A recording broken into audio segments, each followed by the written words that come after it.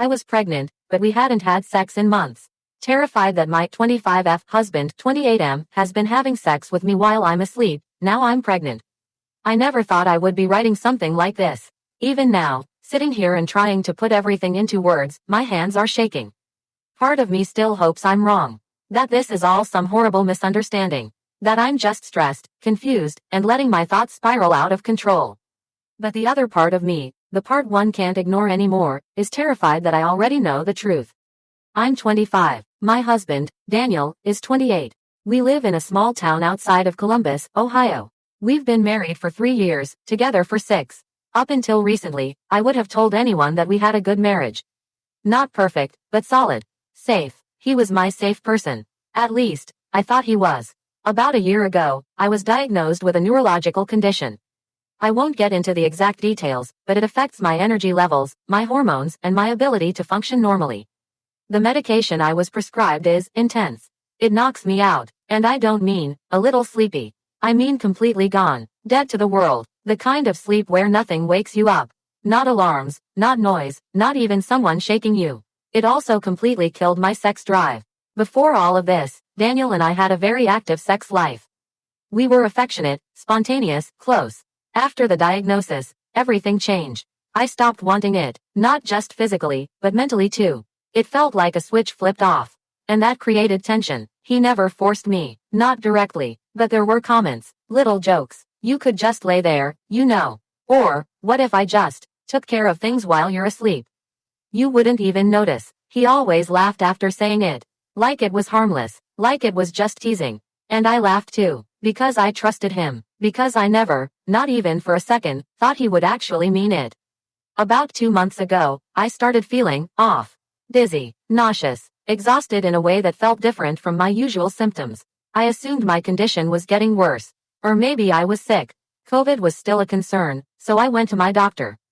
They ran tests, blood work, and then they told me something I never expected to hear. I was pregnant, 5 weeks. I remember sitting there, staring at the doctor like she had just spoken another language. Pregnant, that didn't make any sense. Daniel and I hadn't had sex in, at least 2 months. I know that sounds dramatic, but I remember. Because sex had become something I had to mentally prepare for. Something I didn't enjoy anymore. So every time it happened, it stuck in my memory. And there hadn't been a last time recently. Not one that I was aware of. I went home in a daze and told Daniel. He looked shocked at first. Then, excited, he hugged me, started talking about how this was a miracle. How we'd always been told it would be difficult for me to get pregnant. How this was meant to be. And I just felt confused. Relieved, too, in a strange way. He didn't accuse me of cheating. He didn't question it, but that relief didn't last long. Because a thought crept into my mind. A quiet one at first. Then louder, and louder, until I couldn't ignore it anymore. What if I didn't remember? What if something happened while I was asleep? I tried to push it away. I told myself I was being paranoid. That there had to be another explanation. But then I started noticing things. Moments from the past few months. Times I woke up with soreness. With a strange pressure that felt familiar. Bruises I couldn't explain. Little things that I brushed off at the time. But now they didn't feel so harmless. And then I remembered his jokes. The ones about doing things. While I was asleep, my stomach dropped. I confronted him. I didn't accuse him directly at first. I just told him I was confused about the timeline. That something didn't add up. He got defensive immediately. Said I must be misremembering. Blamed my medication. Told me I was overthinking. And maybe, part of me wanted to believe him. Because the alternative was too much. Too horrible, but I couldn't let it go. So I asked him again. More directly, did you ever have sex with me while I was asleep? He looked at me like I had just insulted him. Like I had accused him of something unforgivable. No, of course not. He sounded so sure, so offended, and for a moment, I almost believed him. The next few days were hell. I couldn't sleep, couldn't eat. My mind kept replaying everything. Every memory, every moment, trying to figure out what was real and what wasn't. I even questioned myself. What if I was wrong? What if my medication really was messing with my memory that badly? What if I was about to destroy my marriage over something that never happened? I went to my doctor. Asked every question I could think of. Could my medication cause memory gaps like that? Could I engage in something like that and not remember? The answer was no. Clear, firm, no. That was the moment something inside me shifted. Because if it wasn't my memory, Then what was left? A week later, everything came crashing down. We were sitting on the couch, trying to act normal, watching a movie neither of us was paying attention to. When it ended, he turned to me and asked, "Do you really think I would do something like that?" I didn't answer right away. And that silence, it set him off. He got angry, started raising his voice, demanding I say it out loud. So I did. I don't know. And that was enough. We started arguing. He said I was ruining his life, that I was accusing him of something disgusting. I tried to explain how scared I was, how nothing made sense, and then, he laughed. Not a normal laugh, a cold one, and he said something I'll never forget. "Do you really think I could even do that? You're never wet anymore." It felt like a slap. I told him that wasn't funny. He said he thought it was. And then, in the middle of that argument, he said it casually, like it wasn't a big deal. I tried a couple times. Everything went silent. I just stared at him. "What do you mean, tried?" He rolled his eyes. "Slept next to you for months while you ignored me. I got desperate. I tried touching you a few times. It didn't work. I felt like I couldn't breathe." He kept talking, said it wasn't a big deal, said it wasn't real sex, said it didn't count, that we were married, that it wasn't rape. That word, rape, he said it like it was ridiculous, like the idea was absurd. But I couldn't hear anything else, because suddenly, everything made sense. The bruises, the soreness, the fear I couldn't explain. It all came together in one horrifying realization. I didn't scream, not at first. I just sat there, completely numb. Then it hit me all at once. And I lost it. I started crying, shaking, asking him over and over if he was serious, if he really thought that was okay. He got defensive again, angry, said I was overreacting, that it wasn't like that, that I was his wife. That was the moment I realized something I never thought I would. I didn't know this man. Not really, because the man I thought I married would never say something like that, would never believe something like that, would never do something like that. Now I'm here, pregnant, alone in the same house as him, but it doesn't feel like home anymore. We barely talk. He still doesn't think he did anything wrong. And I don't know what to do next. I don't have family nearby. I don't have savings. I don't have a plan. But I do know one thing. I can't pretend this didn't happen. I can't unhear what he admitted. And I can't unknow how it made me feel. The baby, that's the only thing keeping me grounded right now. Because no matter how it happened, this child is mine. And I will protect them. Even if I couldn't protect myself. I don't know what the future looks like yet. But I do know this isn't the end of my story. Not even close. Update. I finally got answers, and I don't know how to feel. Hi everyone. I didn't expect my last post to get as much attention as it did. I've read a lot of your comments, messages, and advice. Some of it helped more than I can explain. Some of it honestly scared me. But I needed all of it. I said in my last post that I would update when I had more clarity. I think I finally do. And I don't feel relieved the way I thought I would. After everything that happened, I started questioning myself more than ever. Not my feelings, but my memory. A lot of you told me to trust myself, and I wanted to. I really did, but at the same time, I was terrified of being wrong. Of accusing my husband of something that's serious if there was even a small chance I misunderstood. So I went back to my doctor. I explained everything in detail. The medication, the memory issues, the possibility that I could be forgetting entire events. She was very clear with me. My medication does not cause that level of memory loss. It can make things feel hazy. It can make days blur together. But it cannot erase something as significant as a sexual encounter. Hearing that, honestly made my stomach drop. Because it meant one thing. If I didn't remember it, it likely didn't happen. But then there was the pregnancy. That was the one thing that didn't make sense. Until I got my second ultrasound. When I first found out I was pregnant, they estimated I was about 5 weeks along. That timeline didn't match anything I remembered. But my doctor told me early estimates can be off. So I went back for another scan. This time, they said I was closer to 8 weeks. Almost exactly lining up with the last time I know we had sex.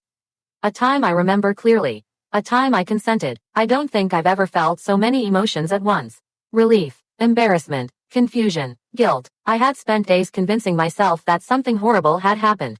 That my husband might have done something unforgivable. And now, there was a possibility that he didn't. At least, not in the way I feared. I went home that day and told him. I thought maybe, this would fix things. That we could finally breathe again. That maybe I had almost destroyed my marriage over fear. But that's not what happened. We argued, worse than before, because even though the pregnancy was explained, everything else still existed. The comments, the jokes, the things he admitted, and that's when everything changed again. We were sitting in the living room, trying to talk like normal people. I told him I was sorry for accusing him of something so serious. I meant it, I really did, but I also told him something else. That doesn't change what you admitted. He got quiet, then defensive, then angry. He said I was holding on to something small and turning it into something huge. That what he did wasn't a big deal. That I was overreacting, and then he said it again, like it was nothing. I only touched you a couple of times. It's not like I forced you. I felt cold, because in that moment, it didn't matter that he didn't get me pregnant that way. It didn't matter that the timeline made sense now. He still did it. He admitted he tried to touch me while I was asleep. He admitted he used my body without my consent. And the worst part, he still didn't think it was wrong. I asked him one simple question. If I did that to you while you were unconscious, would you be okay with it? He didn't answer. He just looked annoyed. That told me everything I needed to know. I think part of me was hoping the pregnancy timeline being wrong would fix everything. That it would erase the fear. That it would mean I imagined all of it. But it didn't, because the real issue was never just the pregnancy. It was trust, and I don't think I have that anymore. Right now, we're barely speaking. I'm still in the house. I haven't left yet. I know a lot of people told me I should, and maybe I will. I'm just trying to process everything first. I've started looking into counseling. For myself. Because I feel like I'm stuck between two realities. One where I almost accused an innocent man of something horrible. And another where the man I married crossed a line I didn't even know I needed to defend. And I don't know which one is worse. As for the baby, I'm keeping it. That hasn't changed. If anything, it's the only thing I feel certain about right now. I don't know what my marriage looks like after this. I don't know if it survives. But I do know one thing. Even if nothing happened, the way I feared, something still isn't right. And I can't ignore that anymore. Final update. I left, and I finally understand what happened. Hi everyone, this will probably be my final update. A lot has happened since my last post, and I've spent days trying to figure out how to put it all into words. I kept rewriting this, because I wanted to be sure of what I was saying.